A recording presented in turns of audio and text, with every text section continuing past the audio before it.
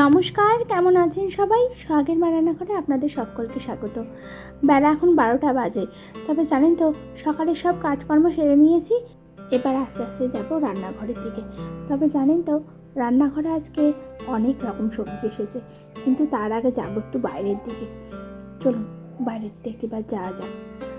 আর এখানে সব রকম সব কিছু কাজ শেষ হয়ে গেছে। দাঁড়ান একটিবার ঘরটিকে আপনাদেরকে দেখাই। এই যে শোকেসটি দেখতে পাচ্ছেন, শোকেসটিতে নানা রকম পুতুল দিয়ে সাজানো। তবে পুতুলগুলোর বয়সও হয়েছে অনেক। জানেন তো, এই বিয়ের সময় আমাদের অনেক পুতুল পেয়েছিলাম, তো সেগুলোকে একটু একটু করে সাজিয়ে রেখেছি। আর কিছু কিছু এদিক ওদিক যাওয়ার সময় সেগুলোকে কেনাকাটা করা। চলুন এদিকে একটিবার যাব। আদা গাছগুলো তো লাগিয়েছিলাম, আপনাদেরকেও বলেছিলাম। আদা গাছগুলো থেকে কল বেরিয়ে একটু একটু করে আবার ছোটো ছোটো গাছও বেরিয়েছে। অসম্ভব ভালো লাগে জানেন, যখন এইরকম গাছ বাড়িতে হয়। তবে আদা গাছ, আপনার এলাচ গাছ, জানেন তো ছোট্ট ছোট্ট পাতাই হয়। চলুন আপনাদেরকে একটি নতুন জিনিস দেখাই। বাড়িতে অনেক পাখির বাসা হয়েছে, চলুন একবার আপনাদেরকে দেখাই। এত সুন্দর পাখির বাসা বহু সময় দেখতে পাই জানেন, এরকম পাখির বাসা। আর এই আম গাছটি জুড়ে আম হয়েছে। দাঁড়ান একবার আপনাদেরকে দেখাই। আম গাছের বয়স মাত্র 2 বছর। তবে জানেন তো, গাছটি যেন একেবারে মহিরূপে পরিণত হওয়ার চেষ্টা করছে। গাছটির থেকে এত ডালপালা বেরিয়েছে, একদম ভরপুর জায়গা নিয়ে সে রয়েছে। তবে এইখানেই আছে একটি ছোট্ট পাখির বাসা। তবে এই পাখির বাসাটিকে আবিষ্কার করেছে সোহাগ। জানেন তো, এই ছোট ছোট বাচ্চাগুলোর চোখেই এইসব জিনিসগুলো পড়ে। আর পাখি জানেন তো সকলেই ভালোবাসে। তবে জানেন তো, আমার এই বাড়িতে বহু পাখি ছিল। আপনারা হয়তো খেয়াল করেছেন, একটি পাখির খাঁচাও আছে।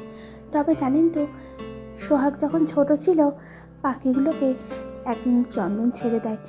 এই পাখির গন্ধে গন্ধে নাকি সাপ আসে।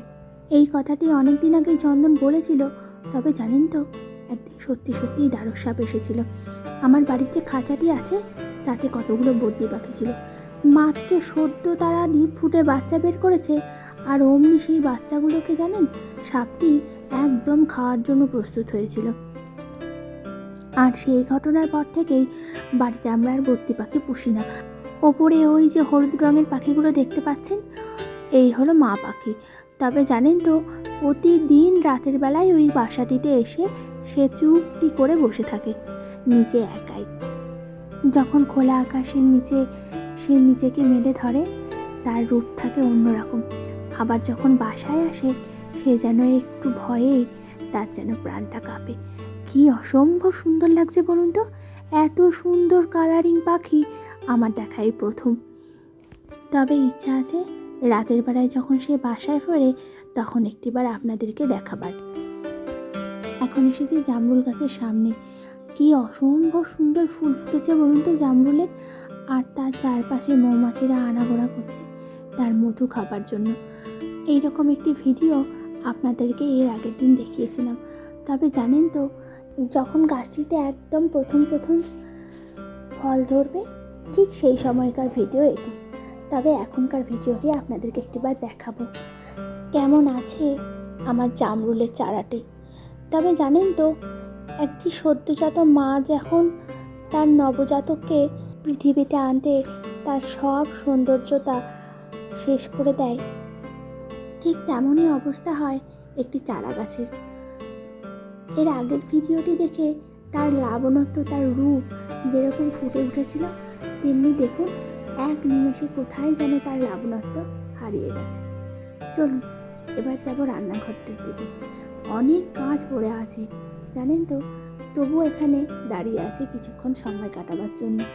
এই দেখুন সামনে একটা প্রজাপতি। এরকম বহু বাড়িতে প্রজাপতি আছে জানেন তো।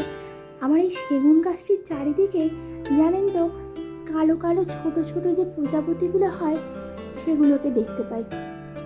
একটিবার কমেন্ট করে জানাবেন তো, যে এই রকম প্রজাপতি কি বসন্তের শেষ দিক থেকে দেখা দেয়? এসেছি এখন রান্নাঘরে। প্রথমেই তো বলেছিলাম যে আজকে অনেক সবজি এসেছে, কালকে শনিবার, তাই সেই কারণ নানা রকম সবজি নিয়ে আসে চন্দন।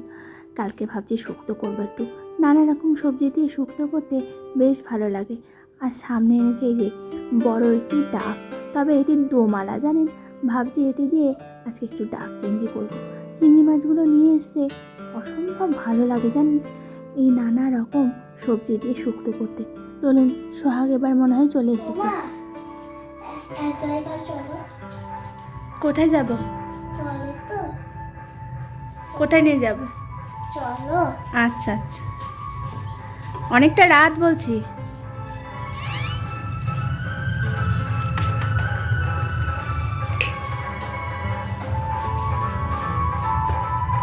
সোহাগ কোথায় চলেছে একটু হয়তো আন্দাজ করতে পেরেছেন। ঠিক যাবে ওই বাসার দিকটিতে। জানেন তো, পাখিগুলোকে একটিবার দেখানোর জন্য অনেকবারই আমাকে বলেছে, তবে এখন মনে হয় সেই জায়গাটিতেই যাচ্ছে। চলুন দেখা যাক সোহাগ কী বলতে চাইছে। তবে জানেন তো, রাত এখন অনেকটাই, দেখেও হয়তো বুঝতে পারছেন চারিদিকে এইরকম জানেন তো আম গাছের পাতা সারা রাত ধরে পড়ে। দিনটিতে এইরকম সূর্য যখন থাকে তখন এরকম ঝরতে দেখা যায় না। যেই রাত্রি হয় অমনি দেখি এক দল পাতা সকালবেলায় পড়ে আছে। চলুন, এই যে বাসার সামনেটিতে এসেছি, দেখা যাক পাখি ছানাটি আছে কিনা। এই দেখুন কি ভালো যে লাগছে, মনটা একদম খুশিতে ভরে গেল। সঙ্গে আপনাদেরকে দেখাতে পেরে আরও যেন মনটা ভালো লাগলো। চারিদিকটি এখন জানেন ঘুটঘুটে অন্ধকার। লাইটগুলোকে জ্বালিয়ে এসেছি, তবে বেশিক্ষণ বাইরেটিতে আর দাঁড়াবো না, কেউ কোথাও নেই জানেন। চলুন এবার একটু একটু করে ঘরের দিকে এগিয়ে যাই। আর বেশিক্ষণ ছানাটাকে জ্বালাবোও না, লাইটের আলোতে ধরে রেখেছি। তবে জানেন তো, একটু মনে বিরক্তবোধ করছে। কেনই বা তার বিরক্তবোধ হবে না? এইরকম একটি চোখের সামনে লাইট ধরে রাখলে কার না বিরক্ত হয়। তবে আর বেশিক্ষণ দাঁড়াবো না, চলুন ঘরের দিকে এবার এগিয়েই যাই। ভিডিওটি তাহলে এখানেই শেষ করলাম। ভিডিওটি কেমন লাগলো একটিবার কমেন্ট করে জানাবেন। ভালো লাগলে একটি লাইক করবেন আর চ্যানেলটিকে সাবস্ক্রাইব করবেন।